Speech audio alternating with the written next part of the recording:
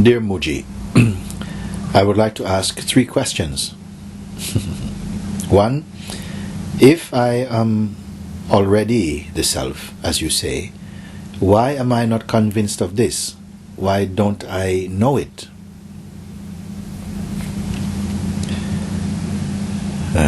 2. If and when one realizes the truth, what will be one's experience? And 3. Is there any real difference between the one who knows the self and the one who doesn't?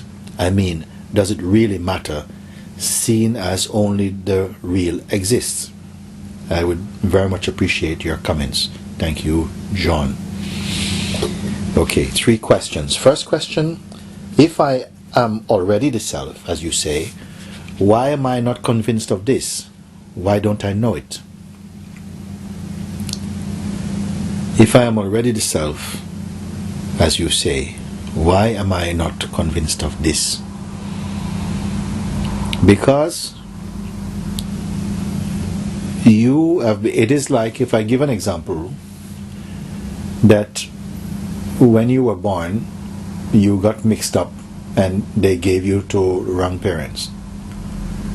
Okay, you grew up with these parents, and when you're growing up with these parents, you say, but wait a minute, why these people, they are so, I am 6 foot tall and these people are pygmies. And something is not right about it. They have bright red hair. My hair is black. Something doesn't seem right. Some people. That maybe is too far an exaggeration, but somewhere along the line we suspect something is not too right, but I don't know what it is.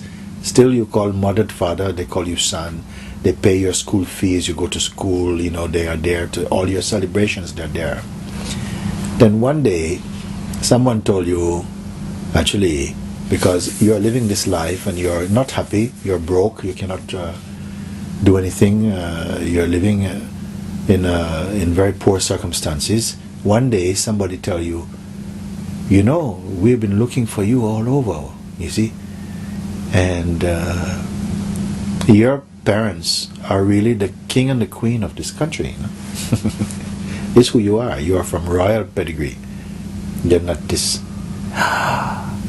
Wow! What an impact, you see. At first, either some people don't believe. Now, what are you talking about? But only the one will believe who already had suspicion something is not what it appears to be. This one is open for discovery. Then you discover not only your parents are different, but they're actually, everything belongs to them. And therefore everything belongs to you.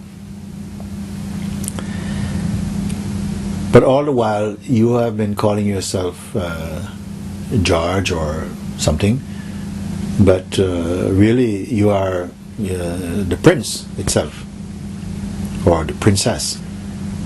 But you don't realize this thing because your education, your upbringing has told you are something else. And still you are behaving like that. That you are the thing. And even sometimes after discovering who you really are, you see, then you go to the palace for the first time, you're welcomed with full ceremony, everything, everybody will embrace you. And but before, when you were living outside, you didn't know who you are. You're stealing things from the shops. Yeah? Now you go to the kingdom, you go to the palace itself, and then they give you beautiful food, and you're stealing the utensils because they're made of silver and gold. You're putting them in your bag when nobody's looking, you see.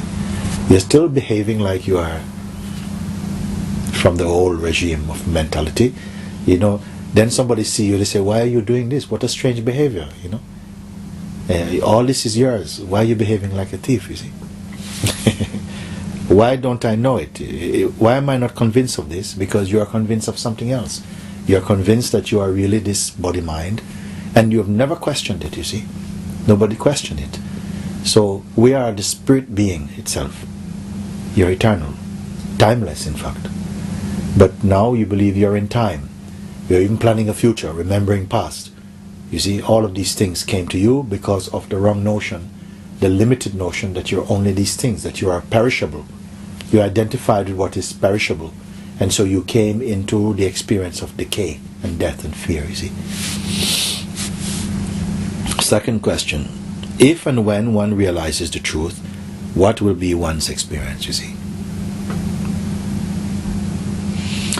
One is not so much concerned with dualistic experiences, although it's there. A flower will still appear to be a flower, the sky is still the sky, the earth is the earth, trees are trees, people are people somehow. But it's more like an appearance internally. The impact of them as separate objects is not strong. More, there's the taste, the feeling, the energy of being. It pervades everything. It feels like being. And here, your mind is not perceiving multitude of things. It's like it's always sitting in its root essence. It's always wholesome. It's always something total.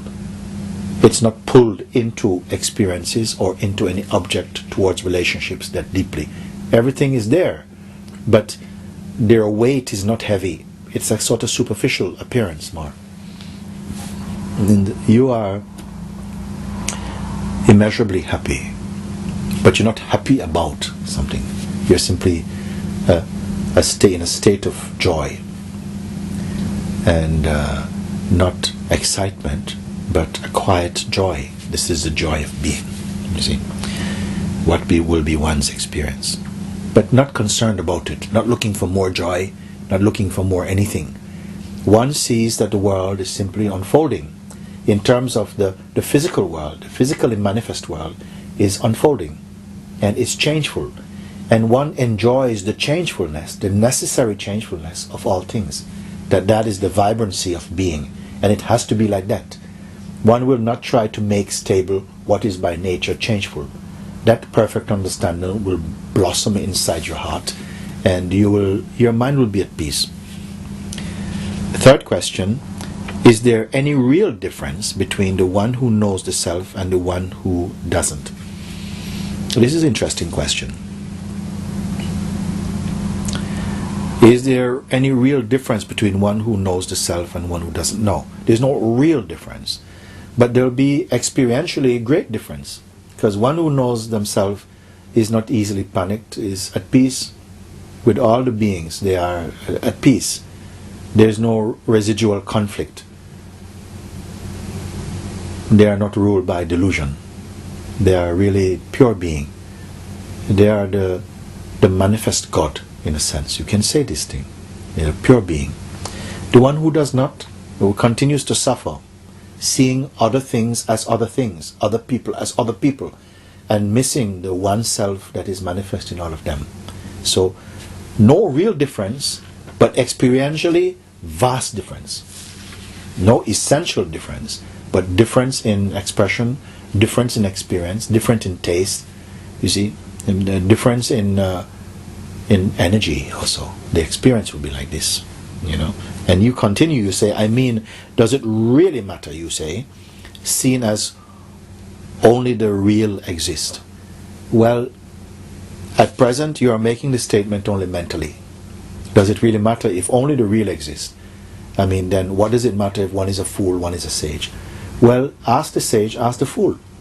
If the fool is happy in his life, then he's perfect, maybe he's a sage. If the sage is miserable in his life, maybe he's a fool. You have to find out from them. Does it really matter? Ask yourself if it matters. You see, as only the real exists. What you mean by the real? If this was your truth, you wouldn't ask all these questions. If this was already your truth, you would not ask all these questions. You see, at the moment, this assertion of yours is only intellectual. Does it really matter if everything is the self? Of course it matters. Of course it matters, because you don't like to be in pain. You don't want to suffer. You don't like to be in conflict. If you could be out of conflict and be in real contentment and peace, would it matter? Of course you would say it matters. Don't tell me it doesn't matter. I would not believe you. The one who has gone beyond these contrasting ways of the mind, this one is in perfect peace. In perfect peace doesn't mean that they are so aloof that they don't care about the world. They're not indifferent, you see. They're detached. And there's a big difference between indifference and detachment, you see. There's feelings, there's joy, the sadness. All these are waves, they can come, but they're not identified with any condition or any conditioning. They have surpassed, transcended that, you see. And I want to tell you that it's not so difficult, but it's not easy either, because the way in which we think about easiness is like something to do and it's not much to do. It's not like that. We are the self already, but our fascination for something else keeps us engaged in that something else, and so you missed. In the same way that you cannot look at two things at the same time, you cannot serve two important things at the same time. If you are deeply engaged in the world, you will not recognize what is true. So, another John, no? Very good, thank you.